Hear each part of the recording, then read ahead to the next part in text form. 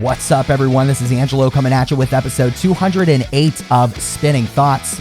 We have premiere episodes every Thursday at midnight Eastern on Adobe Radio. The video podcast drops at noon Eastern the same day, and then the audio hits all platforms on Mondays. We're on all social media at Spin Thoughts. Our website is thespinningthoughts.com. And if you're watching this on YouTube, give it a like, make sure you're subscribed and have notifications on. It's honestly a great way to show your support and to let us know that you're liking all of this new video content that we're doing.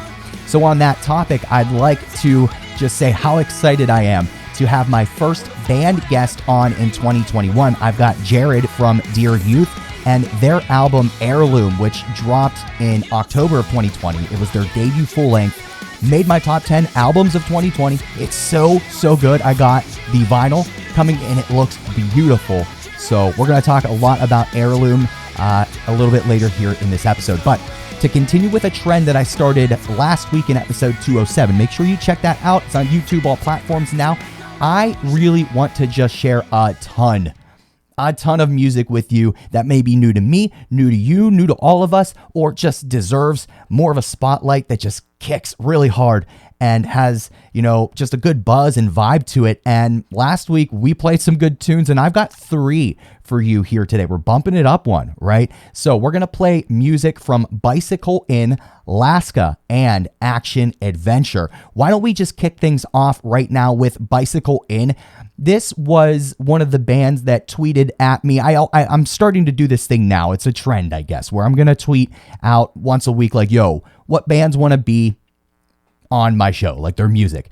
At Spin Thoughts on Twitter if you want to play along, right? So Bicycle In, they hit us up. That's what we want. And we checked out their latest single, Poor Lakes Camp. I think it just literally dropped maybe like January the 8th. Guys, let me know if I'm right, wrong. I should have wrote it down. But I even commented on Twitter to them. Like, the intro caught me so off guard. It's just like, boom, in your face. It's not forever, but it's just really quick. I guess the best way for you to know is for you to hear it yourself. Everybody, this is Poor Lakes Camp from Bicycle In. I want to feel the feelings people feel when they wake up. Every morning with a purpose followed by a morning cup. It's been a mess for quite some time. Keep it quiet, kept it in line. Hoping one day I'll find some relief from my headache I can't seem to shake from me. So is it true things are exactly what you want? There's no blues beyond an emotional front. Is it proof things are exactly the way you want?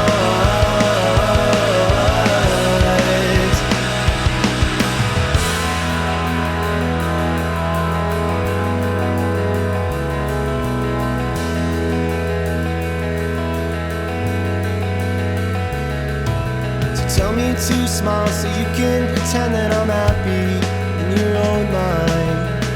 Go out on any limb for the sake of soldering your own lies. I'm wrong, and I'm blind, but you're strong.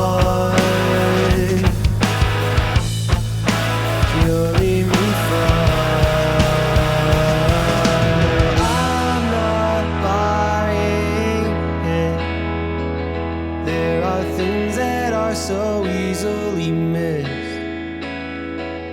Tell me what could be the risk of ignorance in all of your bliss. Leave me to sing. Still I saw the same. No one is to blame. Setting up on the frame.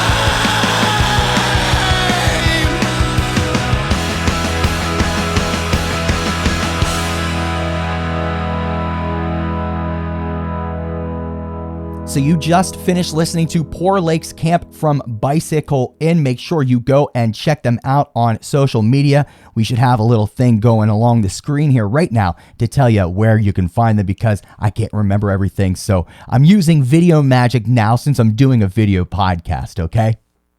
Next, we're going to play some music from LASKA. The song is Grandma Curley. Now, I gotta give this, Hannah, I believe, is who reached out to me from the band. I've got to give credit because this is one of my favorites that have been tweeted at me. The tweet, I'm going to put it up on the screen here, like references how this is loosely based on like a story that their grandmother may have maybe murdered a boyfriend. I don't know. I mean, it really caught my attention, and the song is just gorgeously done. The vocals and the music, instrumentation, it's awesome. And just having that little tweet as a quick backstory really made me laugh. I was excited to share it with everybody. So this is Grandma Curley from LASKA.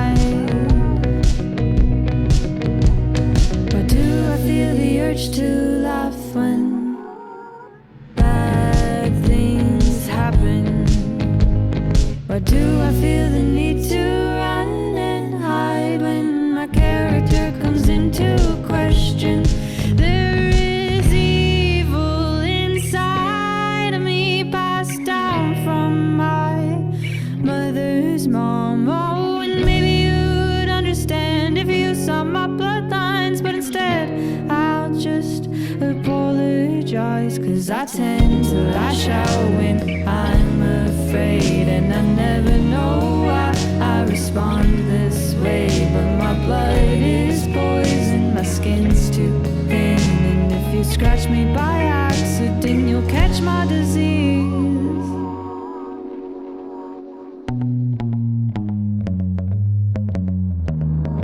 Do not be mistaken, I know I put up a front, then I'm upset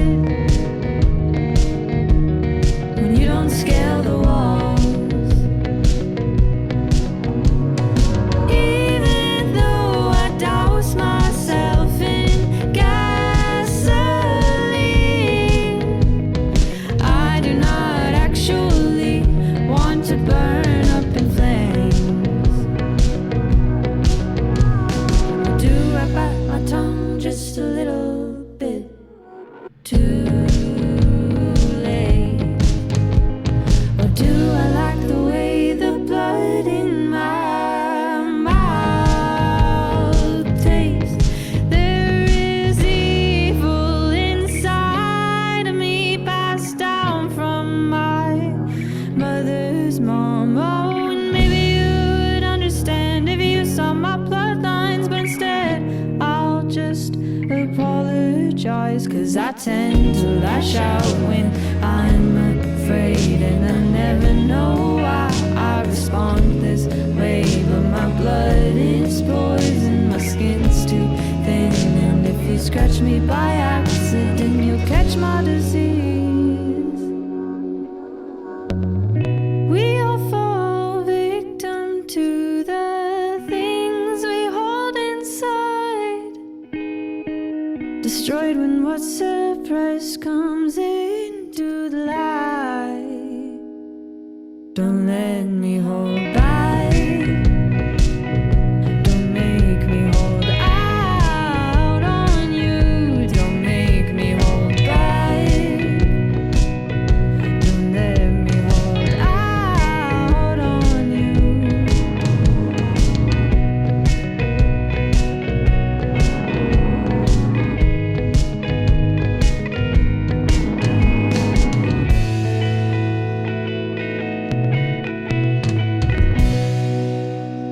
just finished listening to Grandma Curley from LASKA. Again, make sure you go follow them on social media. I got this black bar going down below. At least I should be. I'm telling myself this as I record this and hoping that post-production me goes and does it as well. It's a full circle kind of thing. Make sure you go check out LASKA. And again, that interaction on Twitter, I give a thumbs up because it caught my attention, and then the song followed up being awesome as well.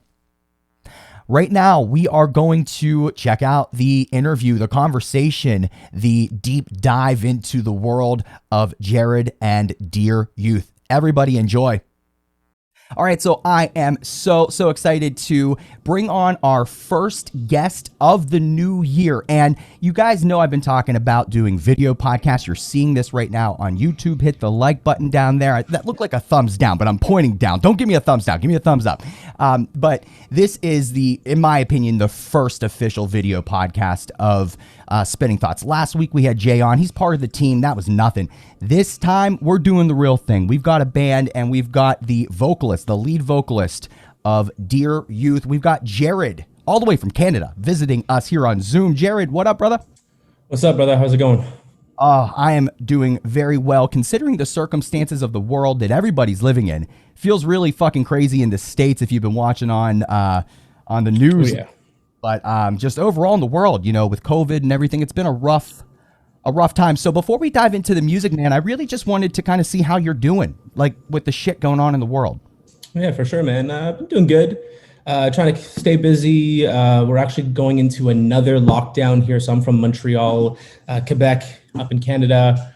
And yeah, so tonight's actually a curfew at 8 p.m. You're not allowed to leave your house. Oh, wow. And the cops are going to be like patrolling the streets and stuff. I think the only thing you're allowed to do after 8 p.m. is walk your dog. So you can go on Kijiji now and rent a dog if you don't have one. Luckily I do. So yeah, like, a lot of people are up in arms about it. Obviously, we're actually the only Canadian province that's going to be under like this such an intense lockdown. Like just because the cases have been skyrocketing, like, throughout Christmas time and stuff like that, like you weren't supposed to see your family, like there were restrictions, like, hashtag cancel Christmas was like, everyone was respecting that obviously, but there's always those select few that think that they're above the law, if you will.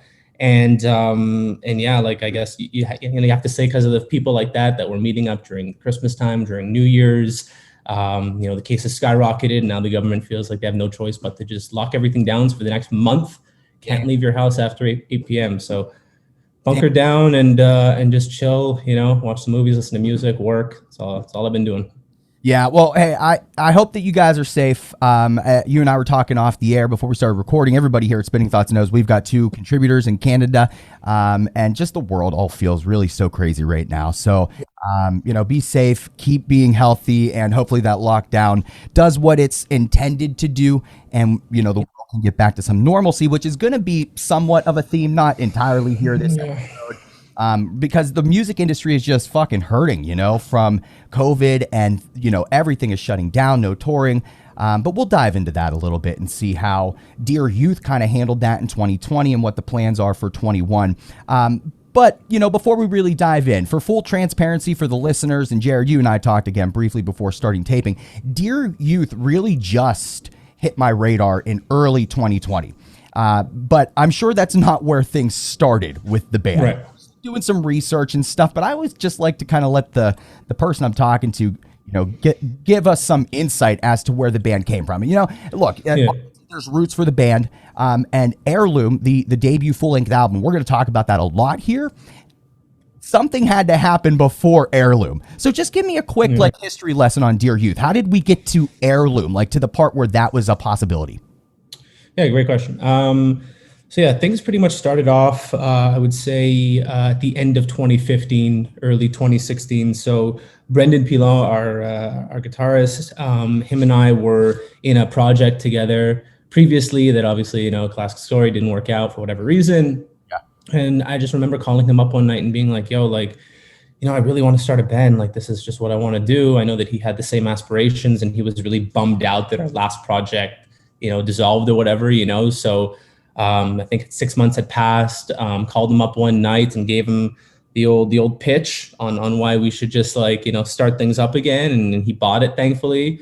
So him and I just started jamming, started writing briefly with this other drummer. It was just like us three. It was like what we call the dark ages of Dear Youth. We had no direction. We had no idea like even what style we wanted to fuck with, like it was just very like grassroots. Jamming at this one like plug in and play studio. Like we had no gear, nothing, going there like still pretty consistently, like 1 to 2 times per week. And then like things started to evolve. Like we started putting out some ads on like at the time like Kijiji. I'm sure like Kijiji could take like a lot of credit for so many bands that have formed over the years, because that's how we were able to meet the next 2 members that joined the band, which were our drummer, Devin Cleary. So that first drummer that we were playing with, obviously, it didn't work out with him, found a new drummer, and then brought on board our former bassist, Eduardo, who had just moved to Montreal from Brazil, and he was looking to get into music again. So really like us 4 started playing, and then we realized, look, we want to bring on a second guitarist. Brendan went to school with Jacob, and again, his band had just broken up, so he was looking for something. And then there you have it. There was like, the first lineup, first rendition. We were just jamming, writing music for a solid year before we played our first show. I like to think that a band doesn't really become a band until they play their first show. You gotta break the ice. You gotta, really see if this is worth pursuing, because there's one thing just like screwing around in a basement or in a studio jamming, but it's another thing actually performing, right? So we played our first show. I thought it went shit, but people thought it was pretty cool. So we're like, whatever, let's continue this. And that's where, we started working on material, reached out to a few producers in Montreal. I had a buddy who was friends with a gentleman by the name of Luc Sylvester, who became kind of like, the unwritten member of the band since day one. Started writing with him just because he had been in so many bands in Montreal, worked with so many different artists up here, and started writing a lot of music with him. Recorded our first EP in his basement, which is still up on our DSPs and our Spotify and Apple Music that you guys could check out. It's called Over the Bridge. We rocked that EP for a solid year. Then we were like, what? We want to kind of get out of the basement. We want to kind of evolve our sound. Obviously recording in a basement nowadays, I guess like 5 years ago, I guess you weren't really able to get the same quality that you can maybe now recording in a basement, So we realized like we got to get into a real studio, reached out to Sam Guyana in Toronto, and we ended up everybody in Canada. I'm sure everybody in Canada. Yeah, salt and pepper Sam is how I like to refer to him, just because he's got the grays now and he's very distinguished. He's experienced, he's been doing this for a long time. So we ended up recording our next EP with Sam, built out the classic, press kit, sent it out to labels. I can go deeper. We end up going to Chicago. We tried out for the famous, notorious Victory Records. Did a showcase for them. Didn't work out. You've proven the point. The band had absolutely right. The band absolutely been around. Yeah, but it did take 5 years for the debut full-length album. And like you kind of said, like, and every band goes through this where you start. But you don't really start until, like, in your opinion, like you kick off that first show or you drop an EP or whatever it may be. There's something significant is usually there where a band's like, yeah, we formed in 2015, but then we really became a band, here. And so I am actually, in all honesty, so grateful that our paths crossed in 2020. Like I was saying, it caught me off guard. It even made my top 10 albums of 2020 alongside others like Knuckle Puck, who was number 1, Stand Atlantic, Young Culture, and more. We'll dive more into the details of the record, but Jared, overall, looking back on 2020, and obviously that year in itself was a piece of shit, but you guys did a lot of amazing things, and we'll focus on the good. How are you feeling about this reaction to the album and just the embrace? Because I don't know if you've noticed it. I'm sure you have. I have, being a podcast that focuses on this. The embrace has been wildly impressive for this debut. How are you feeling? Feels amazing, man. I mean, we worked fucking hard on this album. A lot of people don't know, but we recorded this album in the spring of 2019. So we're going back like a year and a half before we were actually able to put it out.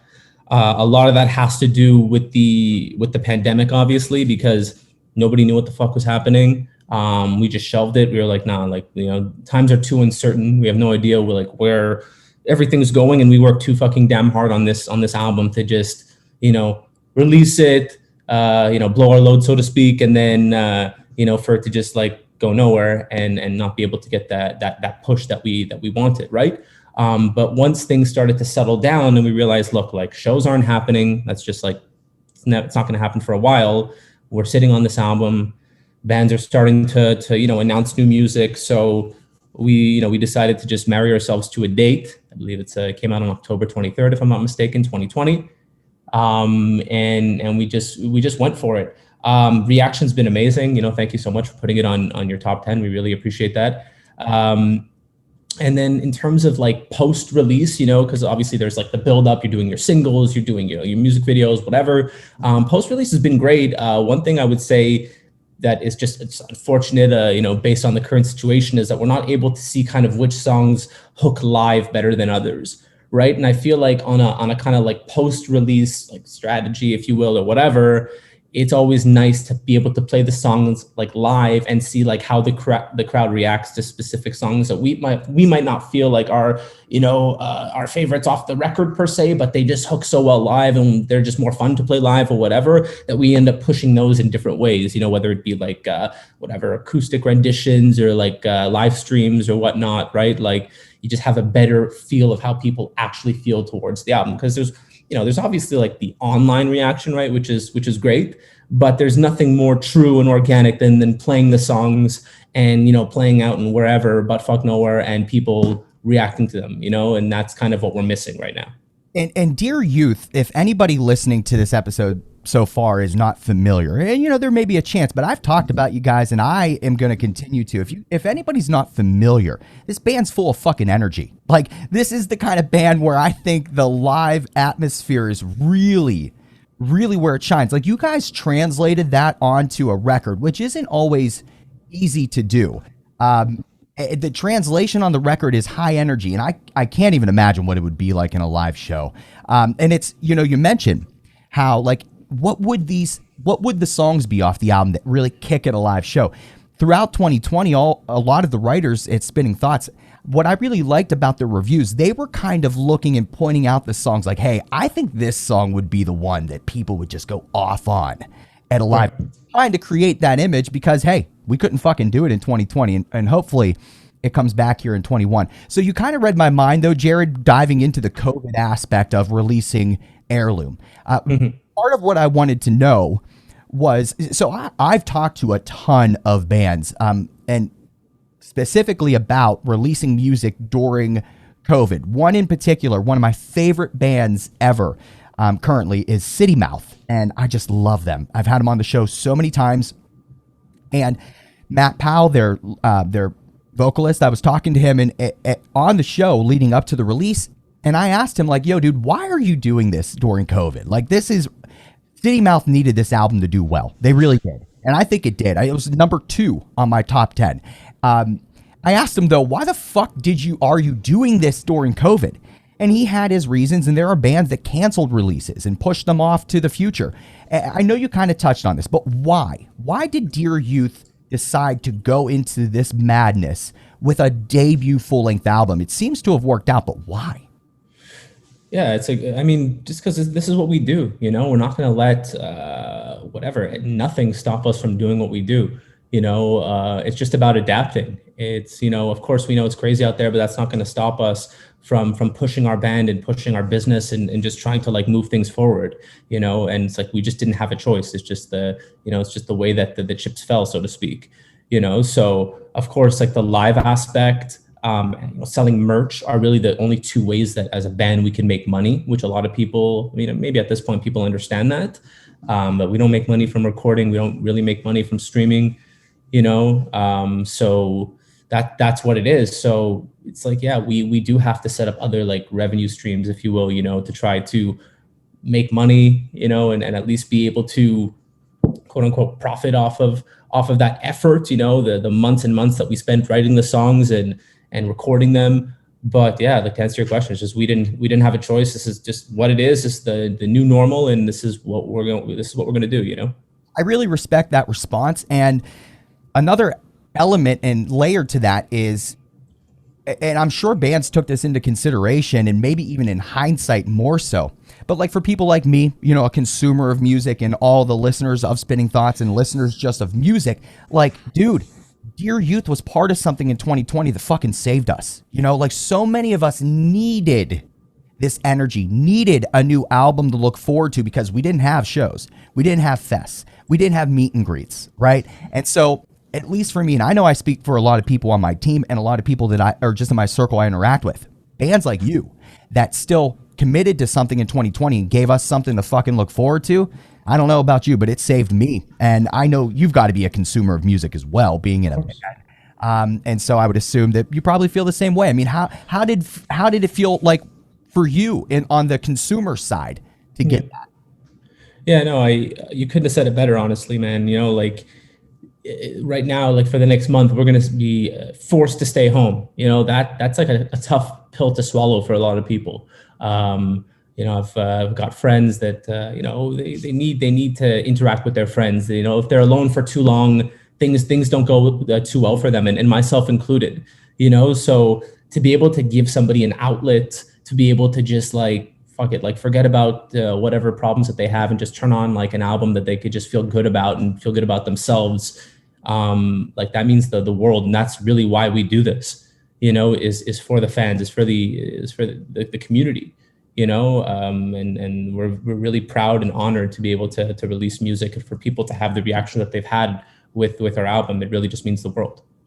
One of my favorite bands is Like Pacific. Jordan is a friend of the podcast, and like I'd have him on again tomorrow if he wanted to come on. I love Like Pacific. The energy they bring, you guys are very similar in a ton of ways. So it makes sense that Jordan was part of something on this album, right? His feature on Heirloom was one of the things that really caught my attention initially. How did this come about? Like this feature, I know you both are Canadians, and so maybe there's a connection there. But I feel like that's a pretty big name, you know, and rightfully so. You guys deserve to have Jordan and Like Pacific on this album, but this is a debut album. What a great ass thing to have on there. What was that like? Yeah. So his igloo, for all the Americans down south, is actually really close to our igloo. So like, you know, when we were recording, like we're just making, you know, such fire that he came out and saw like what was going on. No, I'm kidding. No, so Jordan, funny enough, is a neighbor, if you will, of where the studio is located in Toronto. Like he lives super close. And we obviously, I mean, there's the convenience aspect of that, but no, I'm kidding. We just love Like Pacific as well. And like when we recorded that part, like even in its demo phase, like we're like, wow, like we have to have a feature for this part, man. We're just like throwing out like names, like we created like a dream list of who we'd want. Like whatever, Oliver Sykes and whatever, just like dream like artists, and like his name was on there, you know, because we really love that band. The last two albums were so dope. They recorded with Sam and Jordan are good buddies, right? So it just made sense, you know. We're like, look, we want to put a feature on this part, like, you know, spoke to Sam, like, you know, who do you got? And his name came up, and we're like, man, like fuck it, like let's do it. And then we weren't there for when he recorded his part because we had gone home, but laid it down and sent us what he did, and we were like super stoked on it, and we said like let's do it, let's put it on. I always find it so intriguing how bands go about features. Like, I mean, the actual recording aspect of it. And going into, before I even got to talk to you today, I was wondering as I was thinking of these questions, was Jordan's feature recorded in, I'm assuming 2019, because you said that much of this, if not all of it, was in like spring of 19. So I'm assuming his feature was in 19. But I was going to ask, like, yo, how the fuck do you do a feature in 2020 with COVID? But then I was thinking back, like, I've had bands on the show, like even Under Oath, you know, who, like Aaron Gillespie, who's been featured like on a bunch. They're never in the same fucking room, ever. They're like across the country all the time when these features happen. I mean, how does that all come together? Like, obviously, it's like you bring the audio forms and whatnot, but how do you get the song to actually feel like it's so cohesive if you're not in the same room? Yeah, I mean, like, I guess it's like maybe a common misconception, if you will, just because like nowadays with how like bands are writing music, some bands aren't even in the same state or in the same city or province. Everything's being Dropboxed and cloud, cloud this and cloud that, whatever, to different people passing around music. So like the writing process, I feel like a common misconception from people that maybe aren't, have never been in a band before is they think, okay, like the way that I think a band, anyone might think how a band writes music is they're all in a room, they open up some beers, and they're like, all right, let's write a song. What do you got? And then like someone like, I don't know, like what about this? And then someone's like, I like that, and then they build off that. That's just not how it works, man. Like at all, at least not for us. Maybe there are some bands that write that way, but that's just not like how bands write songs. So you really don't need to be in the same room as long as you have, whatever the section of music that you need to record your part on. Then as a musician, you should be able to do your job. So Jordan's a professional. Like we obviously trusted him. He writes all the songs in like Pacific. So we had the phrase, the piece of music. It was I think a verse. Yeah, it was a verse. So we sent it to him and we said, man, like we trust. Do what you do. We didn't want to. I mean, we gave him direction in terms of like lyrically, like what we wanted him to talk about, just so it wouldn't be completely off the board. But he kind of understood the vibe and he just did his thing and it just worked out, It's interesting, and I appreciate you taking the time to explain that, because music does feel to have like this misconception at times with features and other magical things in music. But when video does it, like for example, most films are not filmed on the actual location of what you think they are. Like something could be based in California but filmed in Philadelphia, and it's just the magic and the power of technology and the creativity of the artists involved. And that goes to tell just how many people are involved in the music industry in the process of releasing an album. And I appreciate you taking the time to explain that. And look, there's even websites and apps now where I feel like Kellen Quinn takes advantage of this a lot, like where you can just like pay for people to like on an app or something to be featured on one of your songs. It's like Cameo now. It's just, the magic of technology is really insane. Diving deeper then into Heirloom, it was released via Anchor 84 Records. That's not a label that people toss around a lot. I'm a big fan of them, and I don't get all of their releases necessarily on my radar, and I should focus on that more. How did you guys get lined up with them, and what was it like working with Anchor 84 on this release? Yeah, so we hooked up with them like almost 3 years ago now. It was in the process of when we were, kind of doing our due diligence with like our EP. We created that press kit that I was talking about, and they just responded. And I think that like out of everyone that we sent that EP to, like they just had the best reaction to it. They really fucked with it. The head of the label, Cody Jones, like he called me up. We had a call, like him and I remember. It was yesterday, and like he was just like really giving me like the lowdown on where he saw our band going and like, his vision. And, like to a young band, when people out in LA are talking the way they're talking to you, it's definitely like, it's hard to pass up. But we obviously, took a look at like their repertoire, and like, obviously they were very an integral part of like Grayscale's big rise, so it just made sense. And ever since then, it's been a great relationship. They've always let us do our thing, and they've always supported everything that we've done. So it was just normal. It was just easy working with them with the album. I feel like there's also another misconception in the music industry from talking to bands and everything that like record labels like do all this like micromanaging, and it's like, from my impression of Anchor 84 and then just hearing what you said, it doesn't sound like they were like that, right? They kind of just said, hey, dear youth, go do your fucking thing and we'll get behind you. Is that accurate? Yeah, it's, it's pretty accurate, I would say. Like, of course, like a label, we're not like in pop music where, you've got people in a boardroom that's like deciding what our image is going to be, like it's not like that. This is like, alternative rock music. Like, of course, like there's independence and freedom that we have now in terms of like their opinion. Like, of course, they're going to have an opinion on just material. If we're sending them demos, like they're not just going to be like, oh, this is good, and pass it along their desk. Do you have any opinion though, Jared, that like swayed or changed a direction you were going? I wouldn't say so. No, I think I think we were on the same page from the beginning. You know, we had our conversations about the record, and like even before we wrote the record, like the direction that we were going in, like we were very much on the same page. So we kind of just like went in that direction. So there wasn't any real need to like about face and go in any different directions once we started writing. Yeah, I think from my side of the music industry, I think record labels would do well to take this approach. Obviously, there's an expertise and a level of like knowledge and networking that they have that any band should like embrace that criticism or constructive feedback. But it seems like they've just been supportive along the way, and I have a great impression of that record label. I would encourage everybody to check out more artists on it. We loosely talked about top 10 albums and stuff. Jared, I mentioned that Dear Youth was number 10, easily could have been shuffled around, anywhere in there. I could have done 3 of these lists. I mean, I don't know if band members or if you personally did any kind of like top 10 album or end of the year content. Is there any kind of like just bands or albums though that really hit you hard in 2020? Yeah, absolutely. I was just like joking around with the guys from Bearings. I really enjoyed their last album. I thought it was like really well executed. The songs are really, really strong. Songwriting's really, really amazing. So kudos to them. I know this maybe isn't the most popular answer, but I fuck with the MGK album. I thought it was. I agree.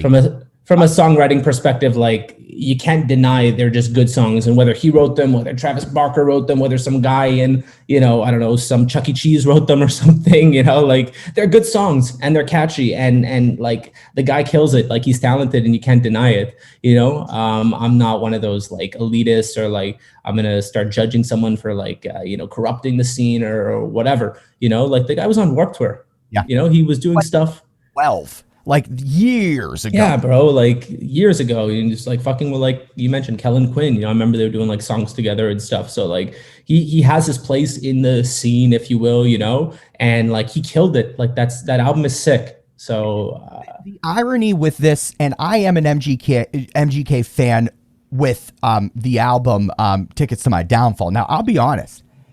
I've never listened to him before this, and I think that's the fucking value. That's it. Here's a guy who has 208 episodes of a podcast. Music, I've played in bands. Music's been my life, and I've known who he is. I've never listened to the guy. Why? Because he gets his stupid ass label of a rap artist or whatever it is. You put a pop punk label on it, and even a guy like me listens to it, and I fucking loved it. And now, guess what I did? I went back and listened to the stuff that I never listened to before. What's wrong with that? There's nothing wrong with that. And the other thing that kind of gets under my skin about this MGK thing is Travis Barker had his stamp of approval on it. And we all hold Blink-182 up there, right? We all say they're the pop punk kings, but the best drummer in the scene puts his stamp of approval on something and everyone's like, no, it's fucking trash. No. I mean, yeah, I think those are like the keyboard warriors and stuff like that. Like, I'm sure, like, what city are you in right now? I'm in Pittsburgh, Pennsylvania. Okay, cool. Yeah. So, like, if MGK had a show in Pittsburgh, I'm sure all the kids that would be going to the Neck Deep show and the State Champ show and whatever other like mainstream pop punk bands playing a show. The same kids are going to be in line waiting for the MGK show as any of the bands that I just mentioned. So there's one thing to be like, to flex on social media for your engagement or whatever. And there's another thing, what you're actually going to do in real life, and you're all going to be there, So anyways, I'm excited. I hope he does a tour, and it'd be really cool to check that out and see those songs played live. Fuck yeah, I totally agree. And again, we need to strip down these barriers and just strip down all the bullshit in here. Whether it's a big ass name, MGK, or it's a band full of diversity, or everything in between. Like, we should embrace everybody and not close down to anything. To dive back in though to Dear Youth, Jared, coming into this episode literally this morning, I'm kind of ashamed, but it only dropped, I think, on Christmas Eve. I just found it today before I talked to you, this unplugged version of Don Don. And honestly, holy fuck, dude, that was sick. I love when bands do this. And not only did Dear Youth nail doing a stripped down version, but the setting in the background and just the overall aesthetic was gorgeous. I've got a few questions, and if I have to repeat them, I will. I want to know who directed it, when and where did you tape this, and what the hell kind of experience was that like, dude? It was beautiful. Nicely done. Thank you so much. Yeah, so that was like an idea that I had actually, because I used to live in this like pretty nice condo building, and like there was this like rooftop terrace that you can kind of see whatever at the top of the building, and we just like had this idea. We know we wanted to do some like acoustic renditions, like a live stream or whatever, and we wanted to kind of take it up a notch because a lot of bands and stuff were doing it in their bedrooms or wherever, quarantine style. And this is when things started to open up a little bit, so we were able to get together and went up to the roof. We work with like a video team slash like creative director. He's got like his people, whatever, that we just kind of all involved in the project, and got a dude with a drone and just kind of recorded it, man. We recorded it it was like this summer, like this past summer, like in August, like end of summer. And yeah, no, it came out great. We love it. Oh, it really came out great. And I think my detailed research at Spinning Thoughts tells me it came out on Christmas Eve, December the 24th of 2020. So a lot of people probably haven't seen this yet. So I implore the listeners and friends and fans of Spinning Thoughts to go check this out. It's on YouTube, and I'm sure maybe on your website and other things like that. Jared, does the band have any plans to do more songs off Heirloom like this, or maybe even a collection of songs like an EP in 2020? Yeah, man. We've definitely been writing, started writing again. We definitely want to do a live stream in some capacity, whether it's going to be in like a live venue or a studio, like just depending on what's open. Like right now, as I mentioned, like you can't really leave your house at this point. So that sucks. But we definitely have plans to do like a live stream, as I mentioned, and yeah, like definitely some form of a single, maybe. I don't want to spill the beans too much, but hopefully we can get some music out in 2021. I never push bands too much, but I just want for clarity. I think that Dear Youth could do very well to do some sort of EP of an unplugged version of these songs. Is there any goal or intention? I feel like you probably wouldn't tell me if there was, but is there? Yeah, no, I can tell you. I mean, we've definitely like thrown around the idea. So if like what you're saying, the reaction's been good and people want it, then let's put it up. Let's put it up on the Spotify. I think it wouldn't be too hard to do that. So it sounds like what Jared is saying is if we can get enough people into this idea, that they probably will fucking do it. So that is me telling everybody to go blow up this video. And there you go. The unplugged version of Dawned On. And God, it's like I have had that fucking song stuck in my head since I listened to it this morning on YouTube, the unplugged version. So kudos. That was so nicely done. One of my favorite albums of 2020 was From Exile from the Menzingers. And that was basically they took Hello Exile from 2019, completely stripped it down and reimagined it. And it was amazing. And I got the exact same kind of like creative juices with what you guys did on Dawn Dawn. So I would love to see more of it. Sweet. Thanks, man. Absolutely. Now, I've interviewed a lot of bands through Spinning Thoughts, and we've touched on just like the nuance of COVID and the struggles in the music industry and bands and everything. But a big portion of what I used to like to talk to bands about was what they had planned for the year. And usually a lot of that revolved around touring and fests and shows. It feels a little weird to not really be able to know what options even exist, right? Like we can have goals and plans and hopes and dreams. But even like what you've been saying, Jared, like you're in Montreal and you guys are going into a lockdown for the next 30 days. I'm in Pittsburgh, and that it's very different here, right? Maybe we should be going into a lockdown in Pittsburgh or in Pennsylvania. Who knows, right? But it's different in all regions. So how can you even tour if every region is at a different stage in this fucking process? Knowing that there's a lot of nuance and a lot of uncertainty, what are your kind of goals or hopes for Dear Youth in 21? I know we talked about a few things, but like if we could like swing for the fences, what do you see? What do you hope? Yeah, I would definitely say if we could play some shows in some capacity, that would be like a dream come true at this point, I'd say definitely, as you mentioned, like getting more music out, I think at this point, like we could do the live streams, we could hope for tours to come back, but I think what the people need and what people want is just more music to consume. So I definitely say getting out an EP, as you mentioned, or a couple of singles could be really cool. And that's all you could really do, and then just doing more stuff like this, just interacting with fans. I know we want to get our merch store really down and up with some new designs. We want to get a Discord. I mean, Twitch even. We really want to just start building up on our platforms to be able to just engage with people, because I think, as we discussed earlier in the conversation, I think people need, that camaraderie and just knowing that there's people that they can talk to during this time. So I think building up those platforms could be really beneficial to us. Dear Youth is a community that I think is going to grow big in 21. And I really, Heirloom was such a surprise to me. And I'm so fucking thankful and grateful that I got the listen. I listen to it all the time. I don't know, man. It was such a great album. I do got to ask you this because, I've played in bands before, and there's kind of two things. My bands never went far. That's why I run a podcast now. But there was always two things that I said, being in a band, that if we could do it, then I think that we should really push to the next level. And we never did these things, so I never pushed. One is music videos, and I mean legit music videos. But the other is pressing vinyl. And not only did you guys release an album in 2020, it was a debut album, but you also pressed really sexy looking vinyl. Are you a vinyl head? And whether you are or not, I guess, is irrelevant to the main question.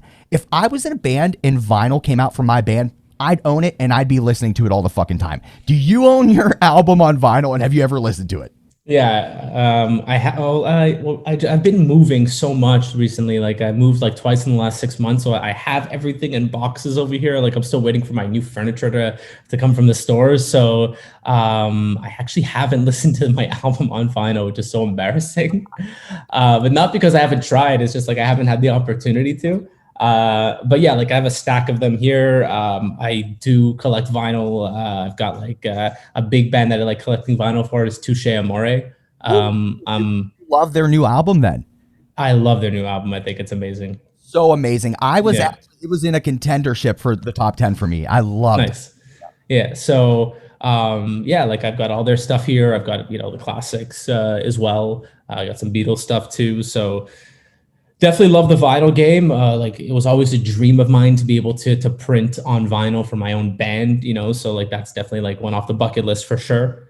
To more vinyl. That's definitely a goal. Hell yeah. Where can people go and get the vinyl for Heirloom from Dear Youth? What's the best way? Because honestly, I tweeted out the other day that I'm looking to buy vinyl. I'm trying to do a lot of stuff with video content with it and stuff. So honestly, Dear Youth, you're going to be seeing an order from me here pretty soon. Where can people like me go and get this vinyl?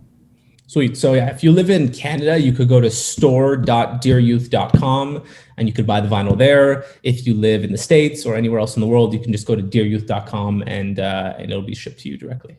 Beautiful. Jared, I've really enjoyed this conversation. I've been looking forward to it. So thank you for being here for episode 208 of Spinning Thoughts.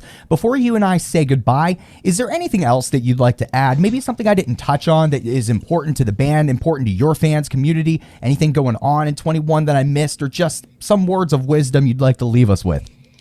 Absolutely. In terms of what we got planned, I'd say stay tuned for merch, stay tuned for just more, engagement from us. I mean, we really want to just get out there and speak with fans. I mean, you guys have been reaching out to us on Instagram and Twitter, and we kind of just want to assemble everybody into that community that I was talking about earlier. So just stay tuned for a Discord. We're really excited to get on that. And then, words of wisdom, just keep doing what you're doing, keep your heads down, stay safe. Wear your masks, and hopefully we can get out of this really soon. Jared, thank you so much for taking the time to be here for the true, real first ever video podcast, because you're the first band guest I've ever had. So thank you for taking the time here to be with us on episode 208 of Spinning Thoughts. I appreciate it, man. Have a good day. Once again, I want to thank Jared from Dear Youth for being here in episode 208 of Spinning Thoughts. Before we go, I am really excited to play this last song from Action Adventure. I want to give a shout out to @NinjaSwint on Twitter. They tweeted me a few times to play a song from the band, and I'm glad that they did. Action Adventure sent me a message that they wanted me to share with all of you before we play their track Tuck Everlasting, and I actually recommend going and checking out their song that leads into this, which is called Barricades. But here is their quote from Blake in Brompton. This track is really about the dangers of nostalgia. Nostalgia is such a bittersweet thing because it makes you long for a time before, and it can hold you back and keep you stuck in place. You can sometimes get so caught up in it, you don't realize all the good that the present has to offer. We really want to remind people to think fondly of the past, immerse yourself in the present, and most of all, look forward to the future. It's all about progress. Make sure you are following us on all social media at Spin Thoughts. We have premiere episodes every Thursday on Adobe Radio. The video podcast drops later that day. Give the video a like and subscribe, all that fun stuff. Visit our website, thespinningthoughts.com. And everybody, enjoy this song, Tuck Everlasting from Action Adventure.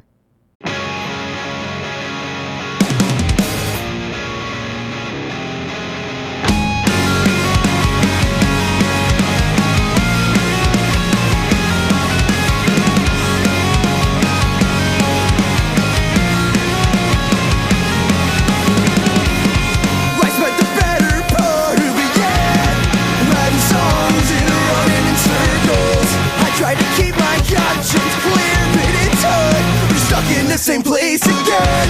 And every legacy I built was taken away by time. I'm sick of